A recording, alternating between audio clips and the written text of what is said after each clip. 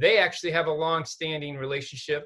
They've known each other for quite some years, and we're welcome the idea of working together on this. So it's great to have you.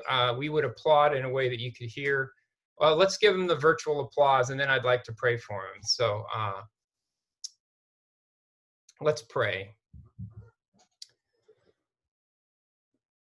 Father in heaven, we thank you for our brother and sister and for the work you've been doing in and through them.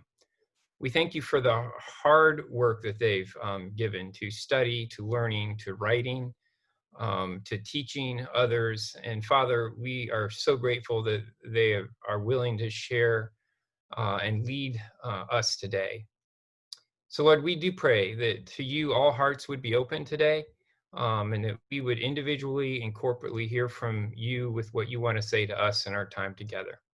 And we do ask that you would particularly bless Soong-Chan and Sheila, both today as they speak, but in all that you've called them to in this season. So we offer this time to you and ask that you use it for your purposes. In Christ's name, amen. Soong-Chan and Sheila, I'm going to turn it over to you. Thank you so much. I'm so excited to be with this group. Many of you know that I have a pretty strong InterVarsity staff background. I was part of InterVarsity as a student at Columbia many, many years back. And then I was the staff worker at MIT for a number of years as well when I was in the Boston area before I planted the church in the 90s. So it's also good to see like individuals that are on this call that I didn't know were going to be on this call. Hank Tarleton and I went to seminary together back in the day. Some of you know my relationship with Brian Chang, where we call ourselves cousins because we have a family history goes back several generations, actually. So we grew up in the same church together. Who else? Mark Washington, who's actually right down the street from me, but we get to meet each other and see each other via the video call. I thought I saw Kevin Offner on this call. Sorry, I'm just kind of looking through this list of folks and just reminded of how much I appreciate InterVarsity and my relationships over the years with InterVarsity. Felicia Anderson, we met once many years back. It's good to see you again and just to see just the folks that are on this call. And of course, I'm really honored that I get to share this time with Sheila. Sheila and Nick, her husband, and we've been friends for years and years, going back to our time together in Boston. So I'm very, very thankful for this opportunity to share from our experiences together and to kind of be with this group together. Yeah, and this microphone, courtesy of my son's gaming habit. So this microphone, it looks pretty cool, but it's actually for his gaming setup is what I'm using right now, which is why it looks pretty cool. And of course, InterVarsity Press gave me this nice little backdrop. They gave this to me like in February, March, when I would go and speak and promote the book, and of course, right before COVID. So I've only used this once. So what I decided is I'm going to get as much mileage out of this as possible. And so it's been my Zoom background for the last several months. So yes, friends, thank you so much for this invitation. Thank you so much for this chance to share with you. Again, as a former Ivy staff worker, I'm always thrilled to get a chance to share with my friends and those who are have the similar heart for ministry. So again, InterVarsity has such deep roots for me. Oh, a little trivia. I actually did Tom and Nancy's wedding. So that's how far back I go. And my roots run deep with InterVarsity and the ministry of InterVarsity. I want to talk today about lament, and especially lament is an appropriate response given what is happening in the world around us, and lament as a spiritual discipline. I think we can lead our students, our church members, those that we minister to, that it's a very important, appropriate response for these times. And I don't need to go into how unprecedented this is, kind of the buzzword in these unprecedented times, and you all know that. I mean, 3 major catastrophic events happening at the same time. A pandemic, an economic downturn, depression pretty much, and civil unrest, all happening within weeks of each other. This is, these are things that happens every 10 years or every 100 years, and here we are within weeks of each other, this happening. And so how do we enter into a spiritual formation and spiritual space that equips us more appropriately to deal with these kind of events that are happening at the same time? So The book that I read, I'm sorry, the book that I wrote, I read it, but I also wrote it. The book that I wrote a few years ago called Prophetic Lament was an attempt to address the absence of lament in American Christian society, the American church. And I use some examples of how when you look at the worship life of the American church, lament is absent. Very few pastors preach on lament psalms, and certainly not in the book of Lamentations. Very few worship leaders know how to lead songs of lament. If they do lead a song of lament, it always has to be followed up with a happy, anthemic, get up and dance type of song, because you don't ever want to close a worship service in lament. So one of the things I was pointing out was the absence of lament. But behind the absence of lament is a particular worldview, narrative, perspective that leads us to leave out lament in our life, in our worship life. And I identify that in my book as exceptionalism and triumphalism, a type of Western cultural captivity, a type of mindset, worldview that puts us into this perspective that we are an exceptional people. We are a chosen people in such a unique way. America is a chosen nation. America is a great, exceptional nation that always wins. These narratives are so embedded in our church context, and I would also argue it's embedded in the American church and American narrative context so deeply that we act reflexively out of that. The example that I've been using is a good movie actor or actress. So if you think of some of the better or well-known character actors, and they use a methodology, it's called method acting. And so what they do is they get so into their character that they can't get out of their character, right? So they say if like a De Niro is playing a certain character and you talk to him off camera while the film is going on, film is still filming, he'll still react to you out of that character. I think Daniel Day-Lewis is another one of these method actors where they get so into their character. So even when they're off camera while they're still in production, they'll react out of that character. So that kind of character acting is what we do in most of our spiritual formation, right? So if we have embedded and embraced and embodied a character so deeply, we will act reflexively out of that character. So if the narrative of exceptionalism, triumphalism, hyper rugged individualism, these narratives that are such a part of American society, and I would argue reinforcing the church, when those narratives get embedded in so deeply, we can't help but act reflexively out of that character. What we say, what we do, how we interact becomes that embedded character externalized. And so this is what we're seeing in our society right now, right? I mean, we're seeing a time when we should be resorting or moving towards a communal sense of responsibility, a time when we should be actually calling each other into self-sacrifice and saying, for the good of the very least of our brothers and our sisters in our society, the elderly, the sick, those with pre-existing conditions, for their sake and for their good, we need to make some sacrifices.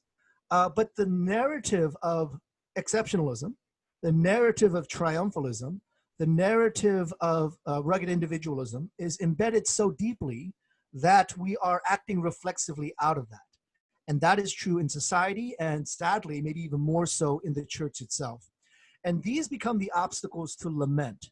Lament, simply put, is the appropriate theological, ecclesial, liturgical response to the reality of pain and suffering in the world.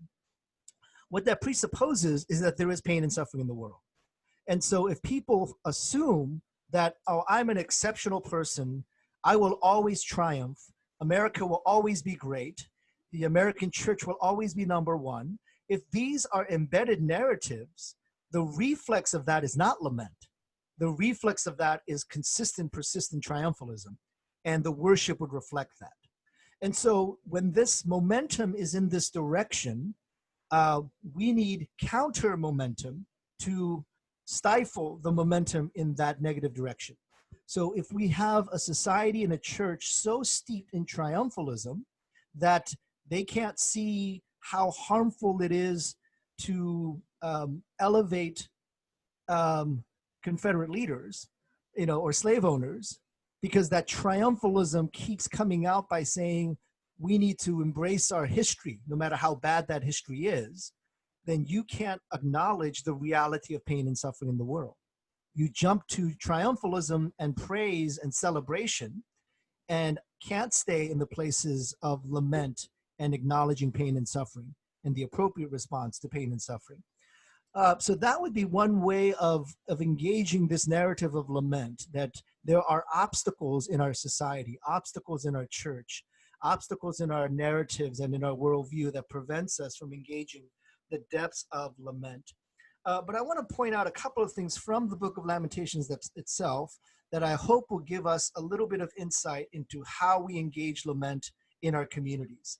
And I'll begin with, see if I can share the screen here. Am I on with the shared screen? Okay. I'll begin with some observations about the authorship of the Book of Lamentations. Now, there was questions about the authorship for a couple of reasons. One is that the authorship is usually, historically, traditionally been attributed to the prophet Jeremiah. And there's historical reasons for it. So those of you who know about the story of the exile know that when the exile occurs and Israel's kind of wiped out, Judah is wiped out, Jerusalem is wiped out, and the inhabitants of Jerusalem are taken away into exile into Babylon. They, of course, took the best of the best, the leaders, the prophets, the priests, the kings. They probably took anybody that was literate. And the reason for that is they didn't want to leave anybody behind who could rebuild Jerusalem and rebuild Israel as a nation. And so they took anybody who had kind of leadership skills or even literacy so that they couldn't rebuild the nation. But we do know historically that Jeremiah was actually allowed to stay behind in Jerusalem. And the reason for that is if you read the book of Jeremiah, you encounter how much Jeremiah says Babylon is the rightful judgment of God, therefore given to Babylon. So Babylonians aware of this say, oh, he might be on our side. So Jeremiah could possibly maybe even the only literate person left behind in Jerusalem, because everybody else was taken away. In fact, the ones who were allowed to remain were probably the widows, the orphans, crippled, lame, blind, sick, those who would not have the capacity to rebuild Jerusalem, except for someone like Jeremiah, who was allowed to stay behind even though he was literate. So historically, because Lamentations is clearly a written work, it was written in a particular way, someone literate had to write the book of Lamentations. So you have credited Jeremiah with a writing of Lamentations, but the fact is, if you compare the writing style of Lamentations to the writing style of the book of Jeremiah, they are just so radically different. The illustration that I've been using is, it's like comparing Shakespeare to Kendrick Lamar. Both are excellent writers, right? I mean, only one of them has a Pulitzer. I'm not saying who, but both are excellent writers, Kendrick and Shakespeare. They are probably not the same person. They probably have styles of writing that are so markedly different that you can't say this is the same person writing both things. So that's kind of a silly comparison, but Lamentations differs enough from Jeremiah to be able to say there's no way Jeremiah wrote these words down because they don't reflect his writing style or who he is even. Well, the basic answer that I've come to in this is that Jeremiah is the prophet narrator of this book. So here's the scenario. All the literate leaders have been taken away. All the poor, the broken, the marginalized, the least of least in that community that are left behind in Jerusalem, they come to the city gate, which would be the equivalent of town hall, and they come together in a public setting, and they externalize their suffering. They speak out their suffering. And what Jeremiah does is he listens to those that are suffering, and he writes down their stories. He writes down their laments. So what's unique about the book of Lamentations is that here you have a person of privilege, a person like Jeremiah, a literate person, an educated person, a person with some authority as a prophet, actually getting out of the way so that those who are the least of those in their society are allowed to speak up and are given the voice to speak up. And I actually write in the book of in my book that what you see in the book of Lamentations is probably the most feminine book of the Bible. I argue that it's probably even more feminine than Ruth or Esther, even though they feature female characters. At the end of the day, one of the things about Lamentations is that it really emphasizes and prioritizes the voice of women.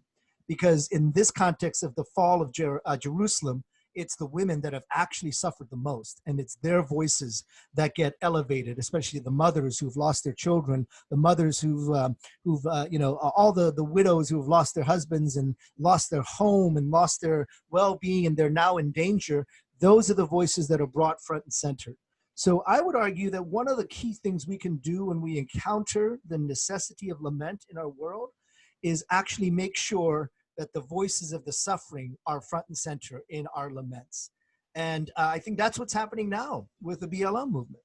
I think what we're seeing is voices that have been so marginalized historically that these voices are being brought to the front. And so I would say one of the things the church can do is not try to silence these voices, but actually recognize that we as the privileged in the church really need to bring these suffering voices to the front and to the center. That these voices that we have historically marginalized are the voices we need to hear right now. I'll give a quick illustration on this and how this has really hit home for me in that my work with Stateville Correctional Center. I've been teaching for the last 3 years at Stateville, which is right outside of the city of Chicago. It's about an hour away. So the upside is that basically it's mostly Chicago max offenders who end up at Stateville. So I've been teaching there now for 3 years. My first year, I go in there and I go in there to teach this class. And, I've got my doctorate degrees and I've got my tenure professorship and I've got, all the education that I need to be there. And these are, criminals with life sentences. And so in that sense, I came with authority and I came with power. And it really didn't turn out that way. One, because that's a false narrative to assume that I had all the knowledge and all the wisdom, and that my job was to download it to these students at Stateville. It turned out that there was so much that I needed to learn. And one of the ways that it happened was actually through a moment of lament, which was, I came in with all the answers. I came in with all the degrees. I came in with all the knowledge. My syllabus was perfect. All the stuff that professors really focus on. I was going through maybe one of the roughest patches in my life personally, just kind of crazy stuff happening all over the place. Everything was just kind of seeming to fall apart. And about 10 weeks into the class, I kind of lost it. And I don't know if that was a good idea. I'm 5'8" with heels. I'm not a big guy. I'm a small Asian man. And most of my students are 6 foot above 200 plus pounds. These are the size comparison just doesn't work for me. But I actually lost it in the classroom. I just started like bawling. I just couldn't hold it in anymore. I just lost it. And it was my dear brother Corzel from the south side of Chicago, 6 feet tall, probably about 6'2" actually, 200 pounds, cut, tattoos all over his body, gold teeth, kind of like, your stereotype, frankly, of what you think of a south side gangbanger in Chicago. He comes over to me and he whispers in my ear, my brother, I'm going to get in trouble for this, but I think you need this. And he hugs me. And you're not allowed to touch. Prisoners and visitors are not allowed, but he hugs me and he holds me. And I just cry in his arms for a little bit. In that moment of lament, my degrees meant nothing. My education meant nothing. What it was a broken person, a broken soul in the arms of someone made in the image of God who was allowing me to lament in his presence. And Corzel was Jesus for me at that moment. And so what lament does is it allows the powerful, the educated, those who think they have all the answers, to just get out of the way. Get out of the way and let those who have been the most hurt and the most marginalized, and especially now in the midst of all of this. I lost 2 students to COVID-19. They were both students at Stateville. And one of them was big fella. He was 45 years old. He was in jail unjustly. He had actually not committed the crime that he was sentenced to, but was given 40 year to life sentence. And he was fighting it. And there was a good chance that he was going to be able to be released because all the ballistic evidence that was ignored in his first trial was now being brought to case in the second trial. And he probably would have been able to get out in the next 5 years or so, depending on where the trial was. But he was in Stateville and he got infected with COVID-19 and he died in a hospital outside of the prison. His family was not allowed to go see him. He's married with a 15-year-old daughter. They were not allowed to see him on his deathbed. And when I saw that moment of lament, and we couldn't go see him, we were trying to set up like an iPad where his teachers and his friends could actually try to talk to him on his deathbed. Even the chaplain was not allowed to go see him. He died alone, even though he shouldn't have been on that deathbed in the first place. And when you enter into lament in that community context, when you realize that it's not just a statistic out there, but this is your student whom you loved and you cared about, who shouldn't have been exposed to the virus in the first place because he shouldn't have been in Stateville prison in the first place. And to kind of not even be able to lament with him in that moment, that's when you realize how privileged we are to be able to enter into lament, and the power of lament and the absence of lament in the church today. It's got to be a profound grieving to God that one of the spiritual disciplines that he gave us has been just completely ignored. So I think I've got about 2 minutes left. Is that right? I'm looking at the clock here, about 2 or 3 minutes left. I just want to encourage this group here. Where are the spaces where you are opening the door for lament to be expressed? And lament not coming from the place of privilege, but coming from a place of brokenness. And because many of us are not necessarily in that place, how do we make sure we elevate those places of brokenness? I'll say this one thing and then I'll close in a prayer. Lamentations chapter 1 and chapter 2 are written in the style of the funeral dirge, and I'll be happy to share these slides with the group here. But you can also look in my book, and the book will give you the citations and some of the academic work behind on where this is coming from. But Lamentations chapter 1 and chapter 2 are written as a funeral dirge. And what it means is that in a funeral dirge, you are actually addressing the reality of a dead body, right? So as a seminary professor, this is one of the things I have to teach. Appropriate context, right? Appropriate spaces.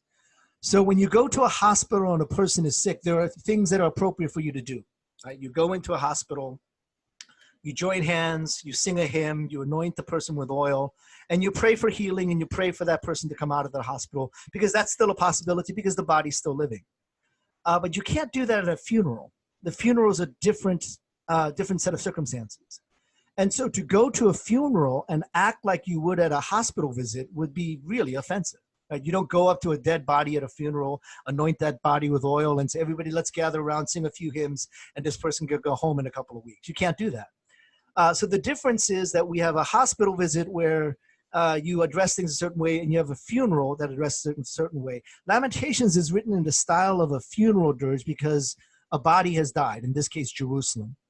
And most of us, when we deal with issues of race, we see racism as a hospital visit when it's actually a funeral service. Because racism has resulted not in sick bodies, but in dead bodies. And so we have to deal with the dead bodies in the room. And so when we talk about the trauma and the brokenness of race and the narrative of racism and white supremacy, it's not just holding hands and singing Kumbaya. That's not the kind of lament that is needed. It's not a lament where it says, oh, everything will be okay. And at the end of this lament, as many laments do, at the end of this lament, we will end in a happy song, and we will know that God is still great and we're still great and everything is still wonderful. That's not the problem of race in America. The problem of race in America is a history that is littered with dead body after dead body after dead body. And so we can't treat this issue the way we would a hospital visit where we sing Kumbaya and everything's done. We have to deal with the dead bodies in the room. And that's why lament is so critical, because it acknowledges the dead bodies in the room.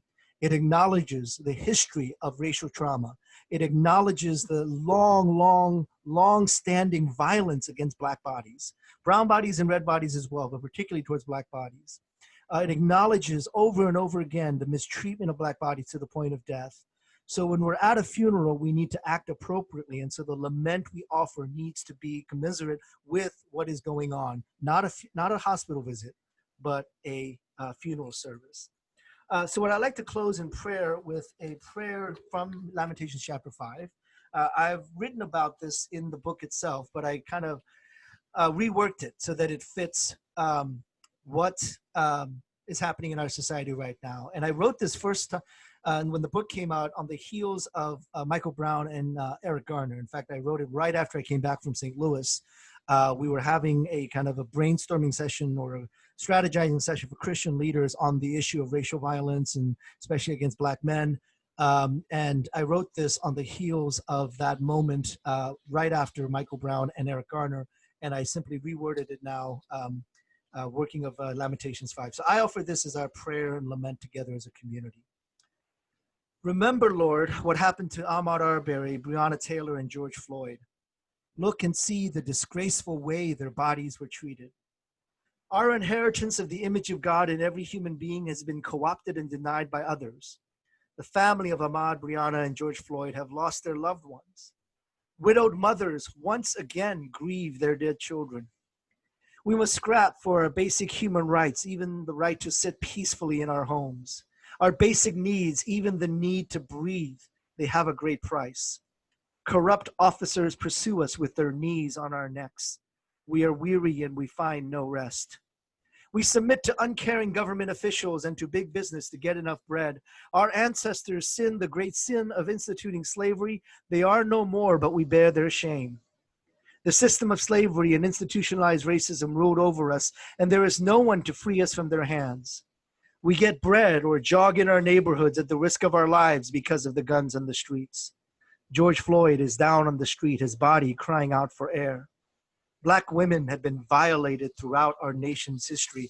Breonna Taylor gunned down in her own home. Noble Black men have been hung, lynched, and gunned down. Elders and spokespersons are shown no respect. Young people can't find work because of unjustly applied laws, unjustly incarcerated because of staggering negative expectations. The elders and civil rights leaders have been assassinated. Young people who speak out their protests are pepper sprayed and peppered with rubber bullets.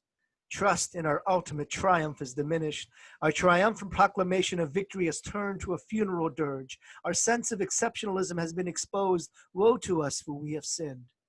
And because of this, our hearts are faint. Because of these things, our eyes grow dim. For our cities lie desolate with predatory lenders and gentrifiers prowling all over them. But you, O Lord, reign forever. Your throne endures from generation to generation. Why do you forget us, O God? Why do you forsake us for so long? Restore us to yourself, Lord, that we may return. Renew us that we may find a new way forward, unless you have utterly rejected us and are angry with us beyond measure. Amen.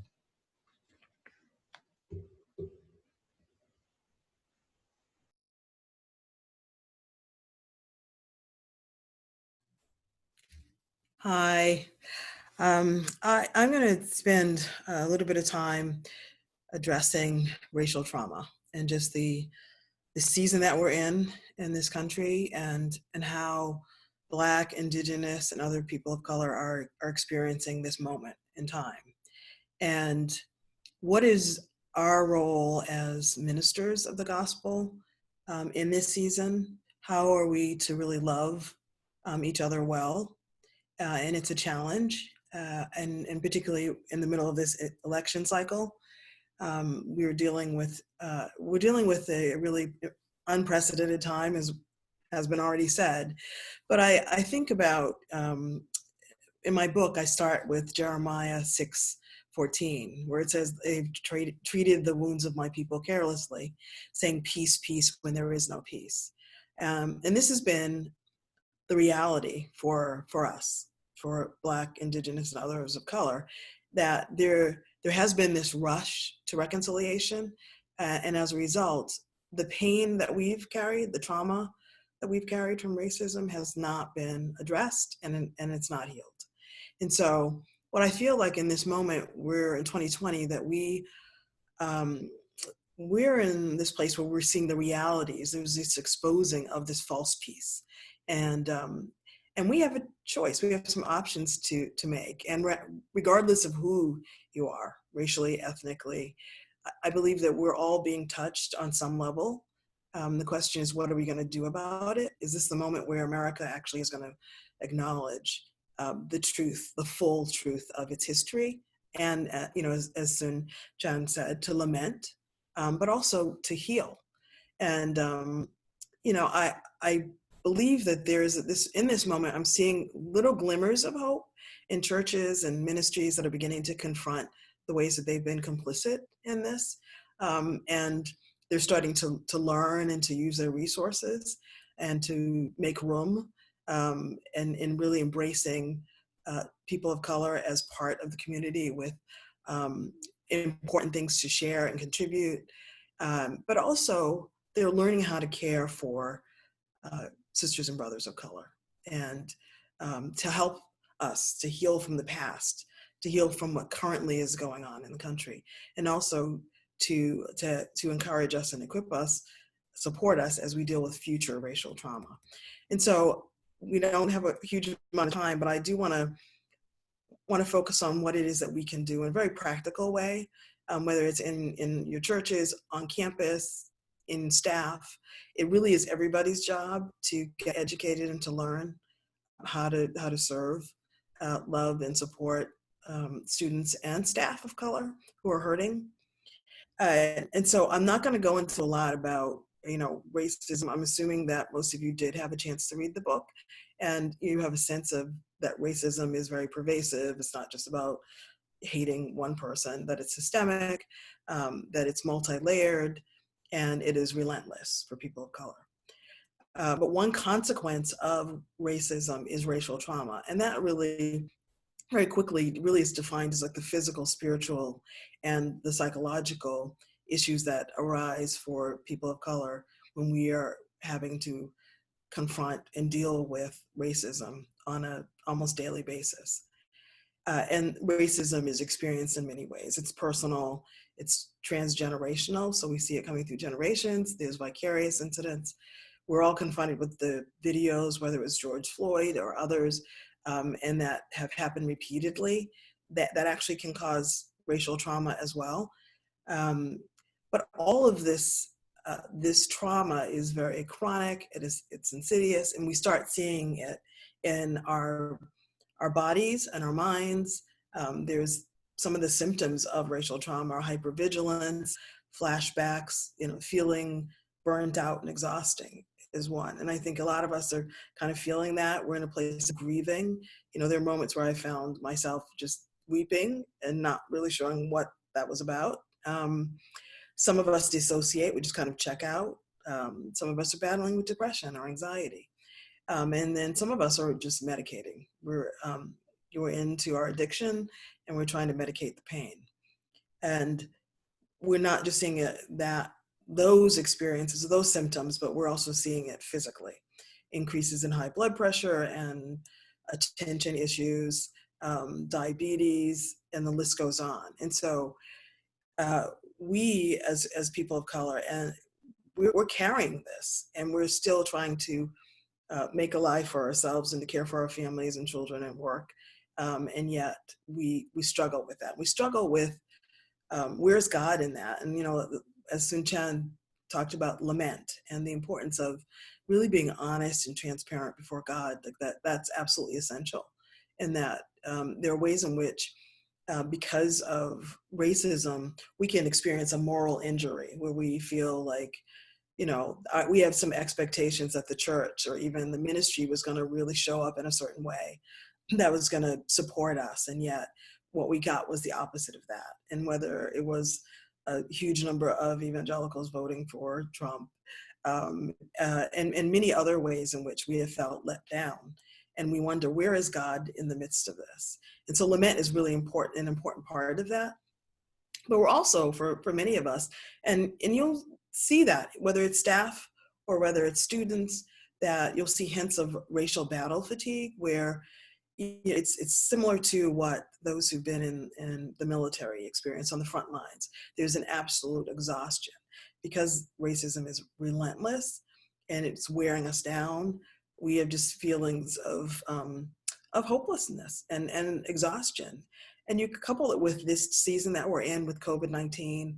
We're seeing these disparities in terms of the numbers of Black and Brown people who are dying and diagnosed with COVID-19. And the help that we're thinking we should get from the medical establishment is not there. From the government, it is not there. And so we are carrying this weight of weariness. And and I think it's important that you appreciate that as you're going into particularly the new school year, that staff and students are going to be carrying this. And it doesn't look like it's going to be a great fall when school starts up again. And so just being aware of where people are at is really important. Because of some of that, as well as just racism in general, also because of the election cycle, we're also carrying compounded grief. There are ways in which we have there's been an onslaught, and there's been very little time to grieve and to lament. Um, and and so it's important that we think about what are the spaces that we can create for that, for staff and for students. And I'm going to go into that a little bit more later. But there's several ways that racism affect people of color on campus as well as at work. And it's important that you're aware of that, because if we're looking at the reactions of people, we can easily misunderstand it or mislabel it.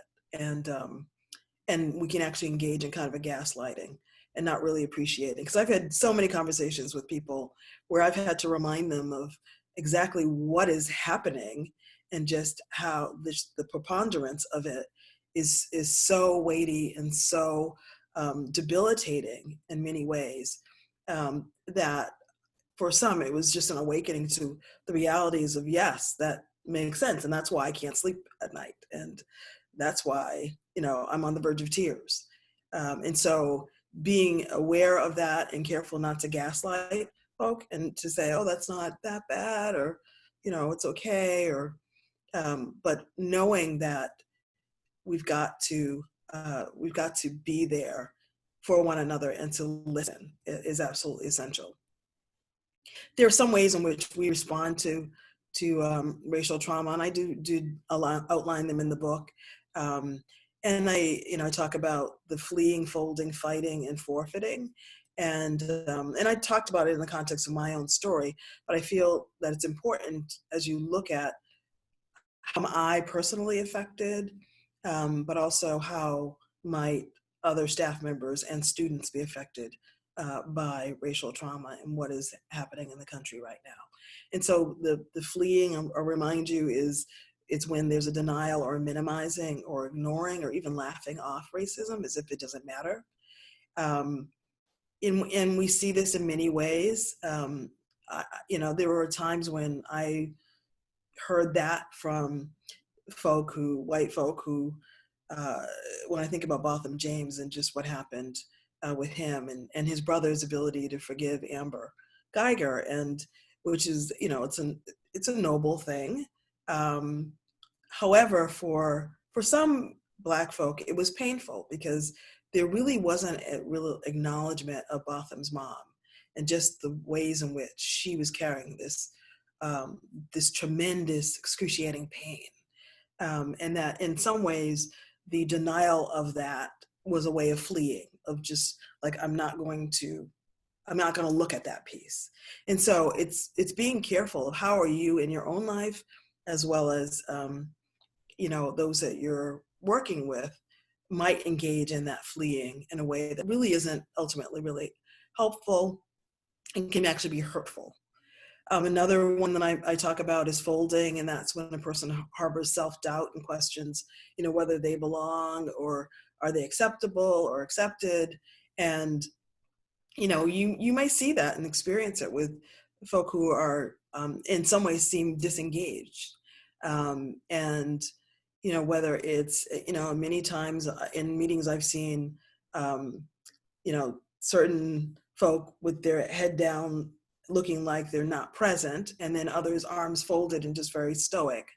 And yet it's really a self-protective measure of really, I wonder if it is true that I don't really belong and my people are not accepted or acceptable.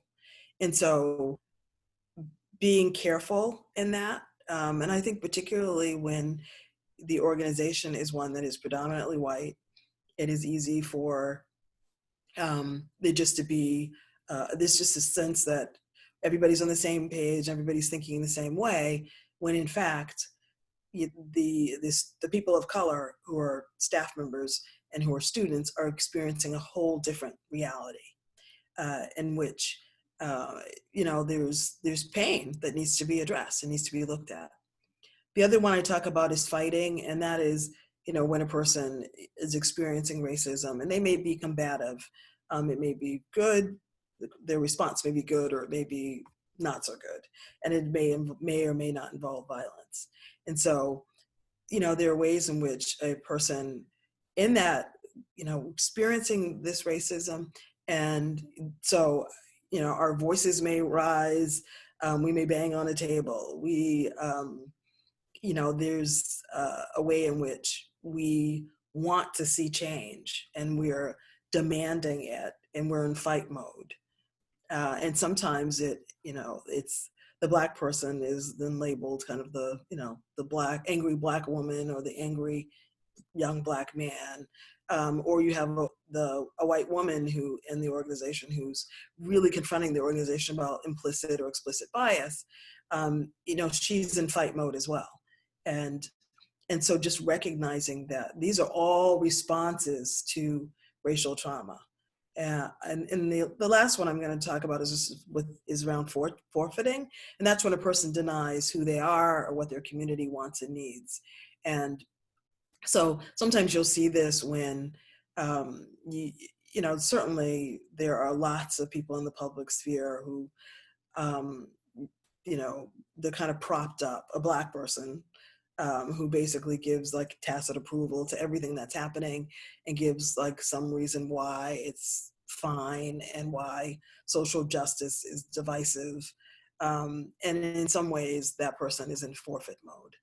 Yeah. And so the danger with the forfeit mode is that oftentimes we'll see those kind of people being used as an excuse not to do anything. To say, or to serve as that example. Like, well, look at so-and-so, they don't have a problem with the ministry. They're doing fine, when in fact, there is some deep-rooted stuff that needs to come to the surface in people's hearts, what they're battling with in their minds, but also in the organization. So how do we help?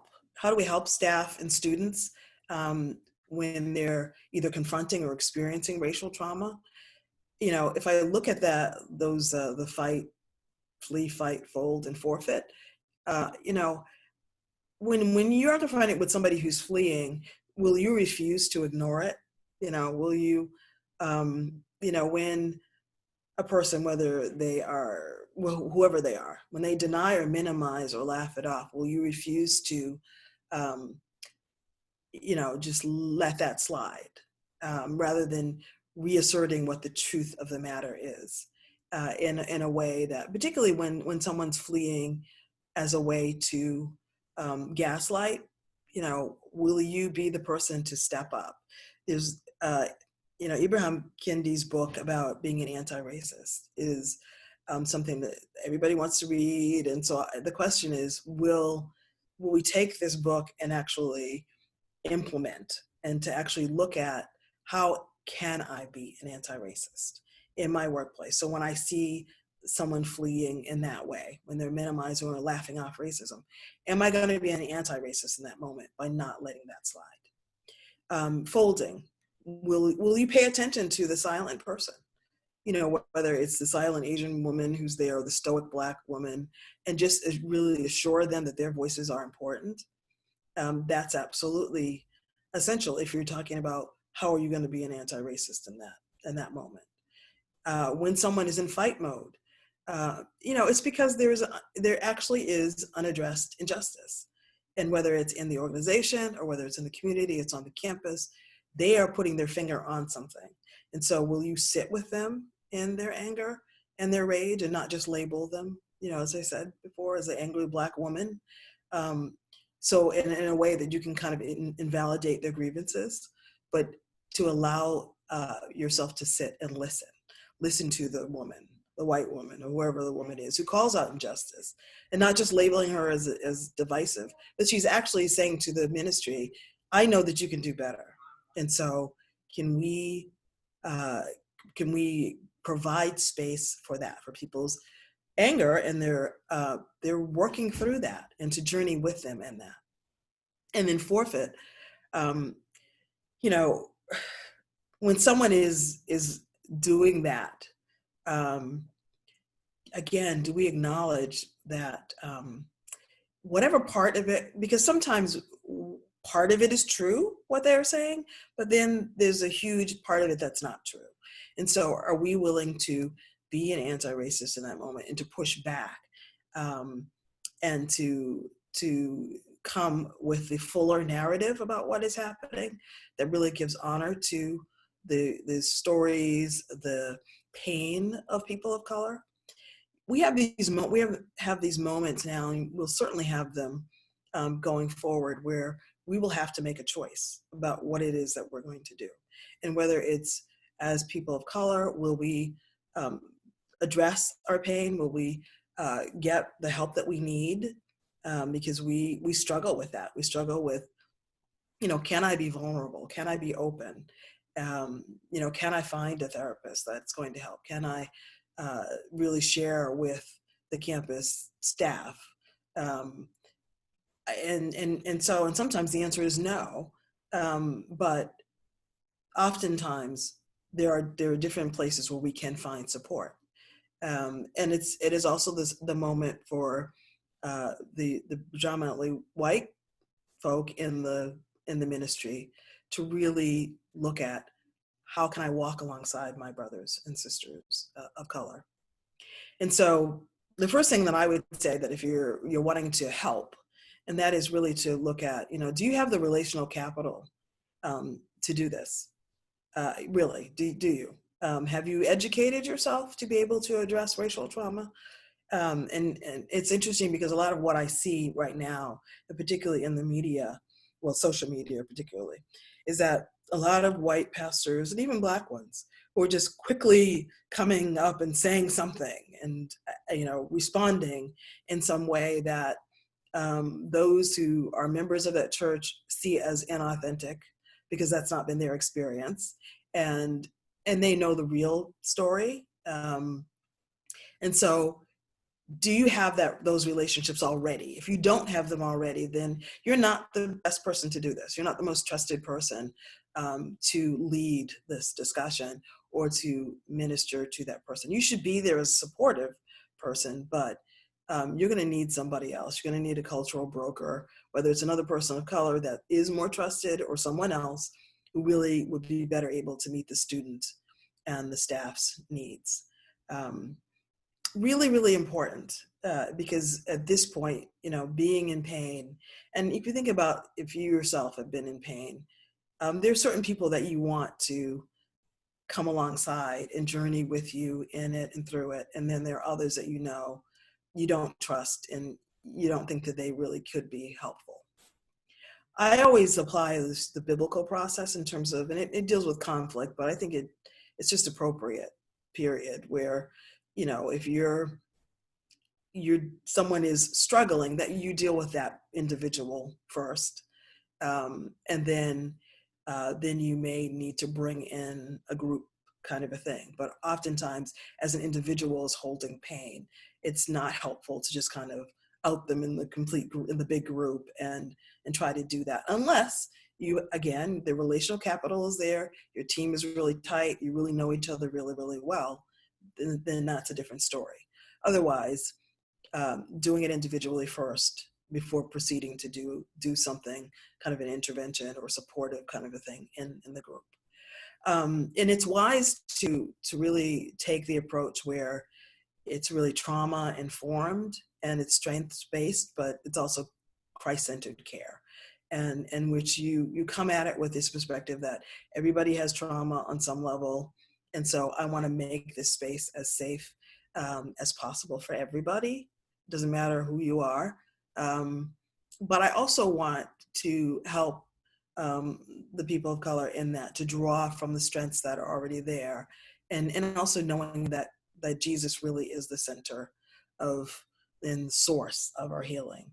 Um, and and so making sure that what we're doing is really rooted and grounded in our faith and in prayer. And that lament is a part of that as well. Um, be ready to offer practical support, and just asking, what do you want company? Would you like cold water? Would you like tea? Let me know how I can help. Um, is often the first thing that we say, but that often is not really the most helpful thing. Offering that practical support, particularly when something has just happened. More than once, people have come, have seen the video of George Floyd or another incident, and they come into work, and either no one says anything at all and just kind of avoids it like it didn't happen, or people rush in ways in which that are not helpful, and wanting either people to process it when they're not ready, um, or just saying, well, let me know. And basically, I don't really want to help, but I'm just going to say it because I need to say it. You can offer to just listen. Just listen. That's really an important, just that ministry of presence it's important for us. Be ready to ask the person if they're ready to talk, that you're going to hold their confidence, that this is a safe space for them to talk, and that you really want them to know that you're here and that you're seeing and you're hearing, and letting let them take the lead in terms of what is it that needs to happen going forward. I think it's also just important that you're aware of it's not about you in that moment, and it really is how can I come alongside. So just being aware of your own reactions, your own perceptions about what you think might have happened, and whether it's the George Floyd killing or whatever, that's not the moment to kind of educate or talk about your opinion about what happened. Listen carefully, encourage openness, and ask them if you can ask questions before you jump in, to ask them, is it okay for me to ask? And giving them space to tell their whole story. How is this affecting them? Let them set the pace. And, the bottom line, though, is if you don't know what to say, it's better that you don't say anything. It's better that you say to them, you know what, I don't have words. I shared in the book coming out of Montgomery, out of the museum, and I was just totally gutted. I was just bawling on the sidewalk, and just at what I experienced from the lynching memorial and that museum. And there was a white woman who was a conference attendee with me, and she just mouthed, "I have no words," and that meant a lot. It meant a lot because it just meant, okay, this is someone who is acknowledging in her own way, I understand. I understand. I don't have any words, what I just saw. And it mimicked what I was feeling in that moment. So I felt less alone. And so saying nothing is not it's not a horrible thing.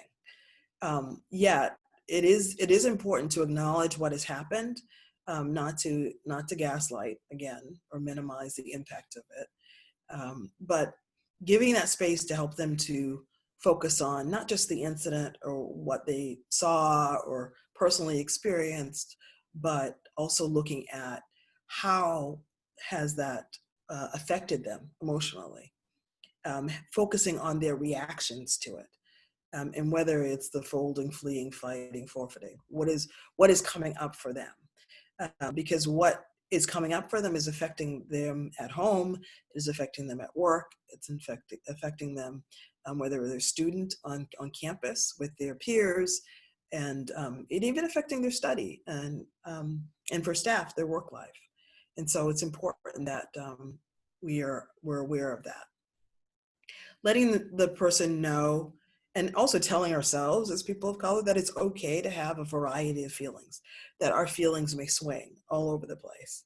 And that is really normal when you're faced with trauma, to not understand why certain feelings are bubbling up, and whether it's tears or whether it's anger and the next moment, and then it may even be just a sense of hopelessness, or that nothing is going to change, and that is really normal. Um, and as people begin to open up and go deeper, there are ways in which, again, if you have that relational capital, to really help them to really look at how are they affected spiritually, relationally, emotionally, and physically. And spiritually, we're listening for, are there places where there's been moral injury? Because that incident really came against and violated something that we held as valuable, or something that we thought would be a moral response. Um, and yet what we got was that, there was this major act of racism or injustice, and it just wasn't addressed. And so is there a moral injury? Is there a sense of, where we need to go to lament because we feel, God, where are you? I mean, that was a powerful prayer that Soong-Chan read, that of just really honestly saying, this is what I see, this is what I'm experiencing, I don't understand it, God, where are you in the midst of this? And waiting for him to give us that sense of his presence. We need to also listen and help them to identify how is it affecting emotionally and physically. It's going to take time to recover, and if we even 100% recover from this, but the reality is that it's a slow process, but it is one that there's greater and increased measure of healing. Listening for ways in which there's a need for maybe the organization to apologize, and any way in which the organization or ministry has fallen short, and where staff or students feel like their needs weren't met, and in their time of real need, uh, they didn't get what they needed. And so you may need to be the person to apologize in that way. And then not just apology, but what are the places of repair? And repair can take different forms, whether it's micro repair or macro. Uh, there's systemic racism, there's personal racism. How can I, as a staff person, repair the damage that was done in this individual's life and on campus, and particularly if it relates to the ministry? Helping people to understand what has worked in the past is really important, and just helping them to also brainstorm. Talk a lot about in the book about soul care, and just how do we care for ourselves in a real concrete way, where we know how to de-stress, and we know how it's time to do activism and how to advocate for others' needs and ours. But that requires an intentionality, and if there are folk that whether it's in your own life or whether there are those you're working with or alongside, helping and encouraging them to look at a soul care plan. And just very practically, and I want to wrap it up, but if your staff is really struggling, really encouraging them to take some short breaks throughout the day, checking in with them, reminding them that they're not alone, offering to pray is really important, and also strategizing for what kind of future support needs to happen, whether there's ongoing support, whether it's counseling, or whether it's just pastoral care, where they can really kind of unpack this on an even deeper level. It's really important that you create this culture within your staff and on the campuses where getting help is not seen as a bad thing or a sign of weakness, but it is a sign of need. And I would say, if you can create a confidential space for people of color, where it can be a space where it's not a place to just, gripe. That's not it. It really should be a place for rest and refreshment, to debrief without fear, but also a place to build resilience that will help us to just continue to move forward in the long term, and building resilience so that when the next thing happens, because it will happen, that we're able to really bounce back more quickly. I want to just end with a quick prayer, and yeah, and then you're going to go into small group. So, Lord, I just I thank you for the prayer of lament, Lord, of being honest with you about all that we have endured. Um, I thank you, Lord, for your mercy, for your grace, for your comfort. Lord, I thank you that you are Jehovah Rapha, the God who heals us. And so I pray, Lord, that you would heal our minds, Lord God, that you quiet our anxious thoughts, Lord God, you'd silence the voices and the video reels of trauma that we've seen on social media. Lord, help us to just fix our eyes on you. May you just change that what is in in our in our eyesight, Lord God, what it is that we're fixing on, Lord, that we would fix on you. Help us to change our perspective, Lord God. Help us to release any burdens that we're carrying, whether it's the burdens of wanting so much to be able to love and to support staff members, wanting to know that even for ourselves, wanting to know that for the students on the campus, Lord God.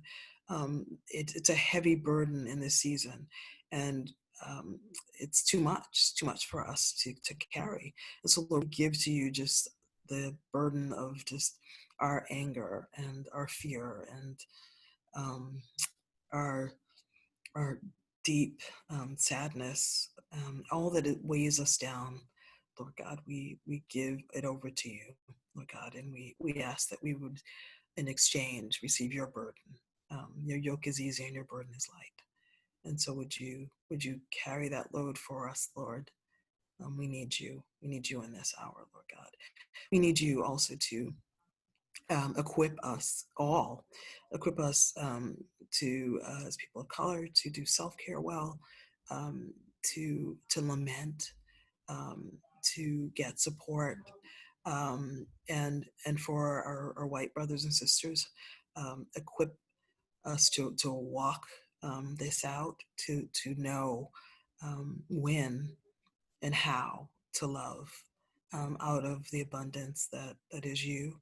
Lord God, I pray, Lord, that you would remind us all of your faithfulness, that you would remind us of your presence and the peace of your Holy Spirit, and Lord, that your joy is our strength. Help us to just be mindful of all that you have done, all that you are doing and will do on our behalf. In Jesus' name, amen.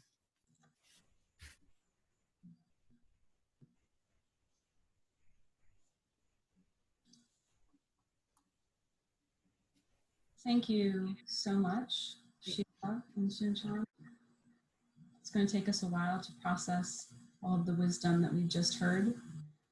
We originally, everybody had planned to go to small groups and then have some Q&A, but we just made the decision to swap that. And we're going to have the Q&A time now for a few minutes, and Brian in just a moment is going to give everyone the chance to unmute themselves. But for sound quality, it's better if everyone voluntarily just mutes themselves and unmutes to ask a question. And then we will let our speakers go and have our quiet time, or our small group time after the Q&A. So we're gonna open it up, and I've never done virtual Q&A with a large group before. So I think we're opening it up to a Q&A at this point.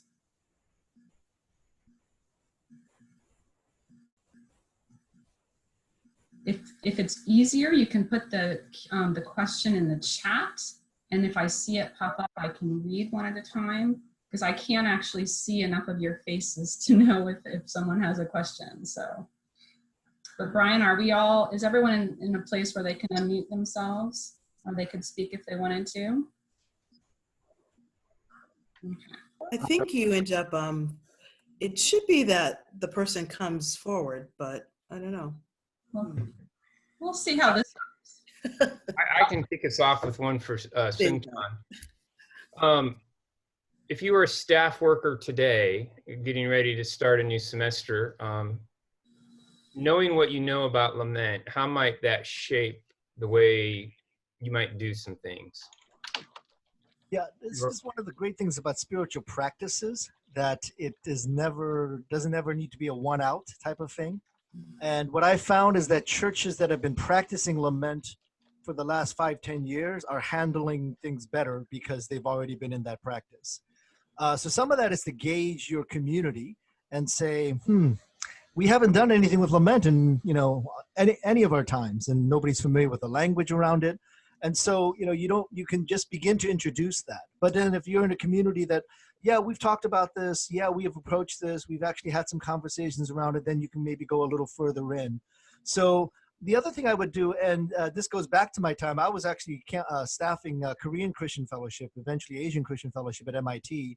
And I would take a good look at what is happening in that community already and try to tap into that and say, where are the spaces of lament that would be appropriate to connect with? And so a little bit of work that I did, and I wish I'd done more of it, but there's some good writing out there on this topic, is connecting the concept, especially in the Asian community around Han, in the Korean community around Han, and connecting that to the larger work of lament.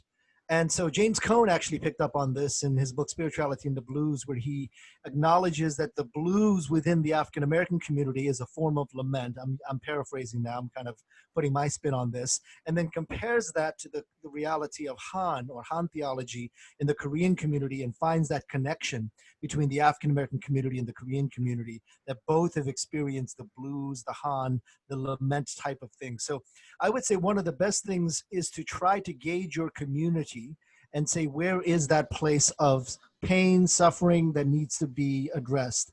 I would even say this and in fact, I would maybe even spin it that way, that majority white communities also need to lament, but maybe in a different angle. And I would love Sheila's input on this, and we need to have another conversation on this. So when Mark and I wrote Unsettling Truths, I thought our best chapter and our weakest chapter were one and the same, and that was the chapter on trauma. And we raised, I think, some really interesting questions about the trauma of white America. And if white supremacy is this dysfunctional narrative that is found in American society, is it possible that the perpetrators of that dysfunction also have been damaged by that dysfunction? And again, it's the weakest chapter because neither of us are therapists or psychiatrists who know enough about this. We've kind of written from our own experiences. But that's one of the questions I would ask if you're serving a mostly white community and saying, okay, how do I bring lament into this group that maybe doesn't see it from the angle of those who have been oppressed? Well, what's the trauma you've experienced as a white community? Yeah. And what's the lament that you need to offer as a white community? And the example I think we used was a lot of PTSD right now in the US anyway, around kind of like those who are in the military, are not those whose bunker was bombed out or who were shot, or that's I believe the one of the most prominent expressions of PTSD are drone operators. Now, these are not the victims of violence, right? I mean, in a direct way. They're actually the perpetrators of violence. But they emerge out of this bunker in New Mexico somewhere, just completely shell-shocked and completely traumatized. And so we're seeing, and I think there's some research on this that's growing, about how perpetrators can also experience a form of trauma. And so one of the ways to look at your community and say, okay, if it's a mostly Asian community, then how do we connect that historical trauma of Asian communities to the trauma that is happening in our country right now? If it's a mostly white community, how do we acknowledge that white supremacy has not necessarily benefited white people as a whole? It has damaged them theologically, certainly, because it created a theological dysfunction that got embedded in. So that's where one of the places with the leverage point that I would look for is my community. What is happening in my community that can connect this narrative to the larger narrative that is at play? You know what, Soong-Chan, I think the issue of moral injury comes into play, and that, for someone who's a drone operator, you think that level of distance, but it actually, they are basically coming against a held value about life. And so or this expectation that, you know, the military was supposed to be some noble endeavor, only to discover that I'm shooting this drone and you know, 1,000 babies were killed. You know, that's something that is traumatizing for an individual who thinks my value is I'm supposed to follow orders and it's a just cause, and only to discover no, it's not. And so certainly there is the dealing with that piece of it, and then the whole notion of trauma, and that you have immigrants who came to the US from all over the world. But if you look at Europe, and often fleeing, whether it's religious persecution or it's the Irish potato famine, people were leaving some really horrific situations. And so one response psychologically is that I'm going to get bigger. I'm going to get stronger. I'm not going to, you know, I had that experience. It's not going to happen again. And I'll do whatever I need to do to not have that happen. And that, you can't walk away from that and not having it have some real deep damage that, and we're seeing it played out over generations. I think you hit it on the nail. Down here in South Florida, we have so many different nationalities and ethnic groups. And in the conversations that we're having now, people are coming at the conversation from so many different angles, and everybody's talking past each other. And so I'm kind of, as a staff person, I'm trying to be able to listen to each person and encourage them to listen. And that's really that's what I took away from what you said, Sheila, that we need to be willing to listen. We need to be willing to be vulnerable. And we all need to be heard, right? And we need to make sure, as staff people, I think we need to make sure that we provide a space for people to be heard. But in a context like South Florida, we need to be able to yield the floor to each other too, because everybody's coming with a lot of hurt, and we're not getting anywhere because we're all talking past each other. One thing that's an excellent insight. One thing to note about that is there a common denominator in this? That even as we are kind of talking around each other or over each other, what is the common oppression? And that's why, you know, I'm talking about the narrative of white supremacy doesn't benefit, it benefits a few. And again, Mark and I wrote about this, that the narrative of white supremacy particularly benefits white landowners. Yeah. And we see this in our government, and, you know, some of the, you know, the language around, you know, some of the PPP money going to these big corporations and the frustration. And that narrative of white supremacy hasn't benefited all whites. And so, you know, but the problem is that the narrative of white supremacy is so deeply embedded in that the immediate reflexive reaction is, you're calling me a racist. Yeah. Or the immediate reflective reaction is, oh, you think I'm a bad person. Oh, or, you know, no, I'm a great person. I'm an exceptional person. And you kind of double down on that. And that's what we're seeing now. Actually, I would sadly say it's mostly Christians that are doubling down, saying, I am really an exceptional person. You can't challenge that. How dare you ask me to put on a mask? How dare you tell me not to go to church and, you know, with thousands of people in the same crowded spaces, because I know I'm exceptional. I feel sorry for that person. You know, I have sympathy for that person. But at the same time, I'm also acknowledging, look, you're part of the perpetration of this dysfunctional narrative, but you have to realize how deeply you've been damaged by that narrative. And so one of the examples that I use is that you can't beat an existing narrative that is broken with more of the same narrative, right? So if the narrative is white supremacy and white American exceptionalism or white Christian exceptionalism, you can't go to that community and say, hey, here's a better way for you because you're a better person. No, you have to kind of provide a counter narrative.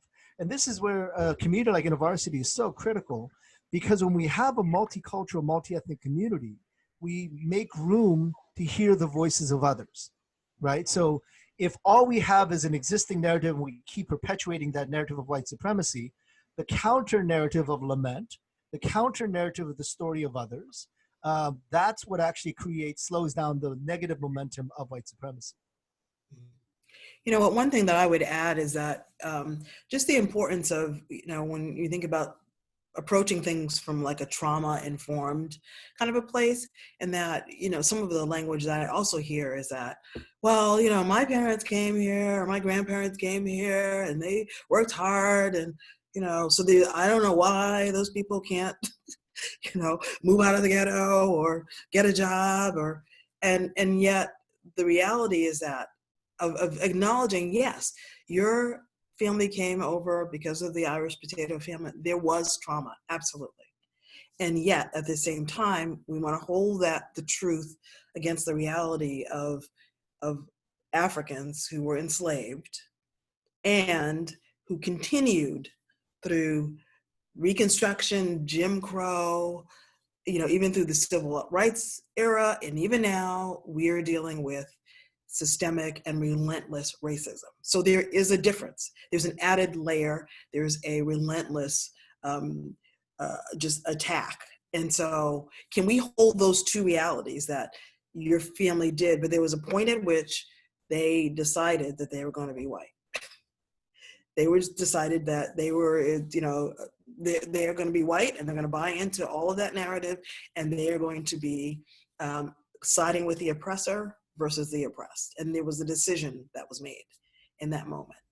Mm-hmm. And it may not feel like, whether you're living in Appalachia or whatever, that you have no privilege, but on the same token, you do.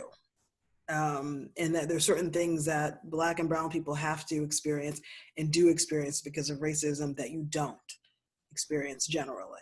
And so, I feel like having the communication, you're correct, is important in listening to everybody, but we also have to interject truth in that. Let's look at the truth of it. The truth is that, yes, white people have experienced trauma, and white people have had to deal with all sorts of discrimination when they first arrived here. And yet there were choices that were made that where they sided with whiteness, and Black and brown folk have not, and we've experienced the brunt of that. Yeah, and the transition from a victim of trauma versus the perpetrator of trauma, right? Yeah. And that's the distinction that happens. So yes. Paula Rothenberg's book is excellent on this. I believe it's called White Privilege. She has a series of articles that makes up the book. She's the editor of the book. And there's a couple of chapters. I believe there's a chapter on how the Jews became white, how the Irish became white, because that's exactly what Sheila is describing. There were places where white, other European communities, non-Anglo-European communities became white. And somebody noted this, that's actually something that happened in the Asian community as well. And it's just kind of an interesting space where Asian Americans occupy because of the possibility of honorary white status for many Asian Americans. And and what I've usually said to that is, as an Asian American, I'm sorry, actually the model minority myth has not helped me. It has actually oppressed me almost as much as the non-model minority myth, because it creates expectations, it creates hostility within different groups. And so that is like, so I don't need to, but when I'm fighting the model minority myth, what I need to fight is the myth behind that, which is the myth of white supremacy. Because the model minority is based upon white supremacy. Exactly. I could, this is Willie Jennings's quote, salvific viability is usually predicated on approximation of whiteness. And so that is kind of also what's happened in American society. Our acceptance in society is predicated on our approximation of whiteness. And so Asians have probably come the closest to that. Now, there's actually a long history behind that. If you look at some of the earlier eugenics projects, Chinese Americans were depicted with darker skin, with kind of physical features at the bottom of the eugenics ladder. And then, now it's more Asian Americans are more approximate of whiteness. But, that all is part of the oppression that I think continues to occur around white supremacy. Yeah, thanks. Okay. I think it's back to me at this point. And the first thing I want to say is thank you. I want to just thank our speakers. I also want to acknowledge that I'm very aware that I'm interrupting a really good conversation, and it's hard to do that. I feel like we're just beginning, and my heart is grieving that we can't go on for 2 or 3 more hours and just talk about these really important subjects. So apologies for interrupting because of time. That feels really awful. But I do want to thank Sheila Wise-Rowe and Soong-Chan for their time, their wisdom. Yes, everyone.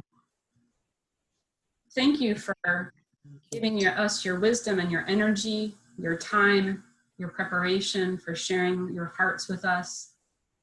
I've just finished both of your books this week, and I'm very grateful on behalf of my entire staff family that you would join us. And we know that it's not been a very easy season for you. So I would like to pray for you on behalf of this entire conference, and then we're going to let you go, and then we'll continue to do our staff business. If everyone on this conference would join me in praying.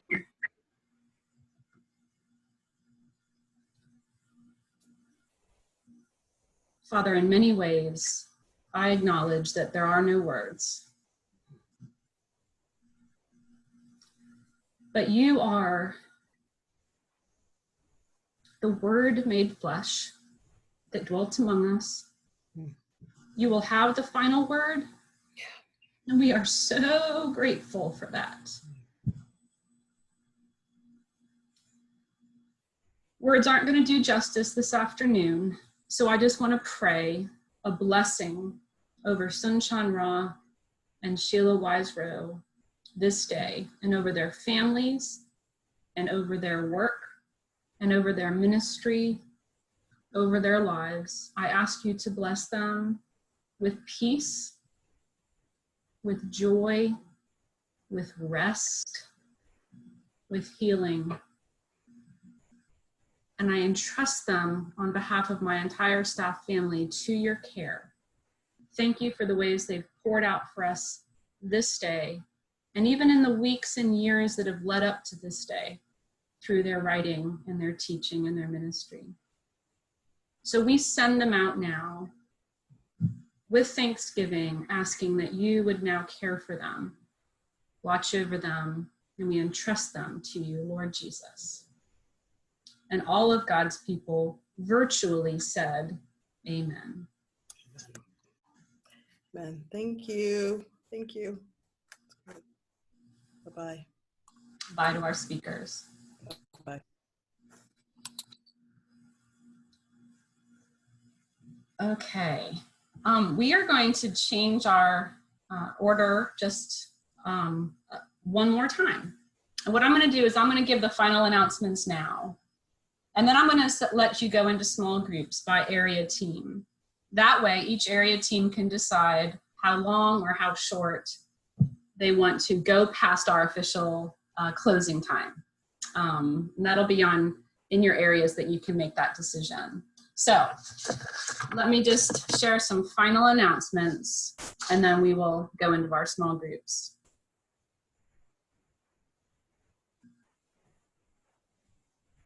In your small groups, or even this afternoon, we would love for you to be able to increase the likelihood of remembering the things you've just heard. And research shows us, or tells us, that if we write things down, we are much more likely to be able to remember them long term. So we want you to be thinking about, and maybe one of my gifted staff colleagues can put these questions in the chat while I'm saying them.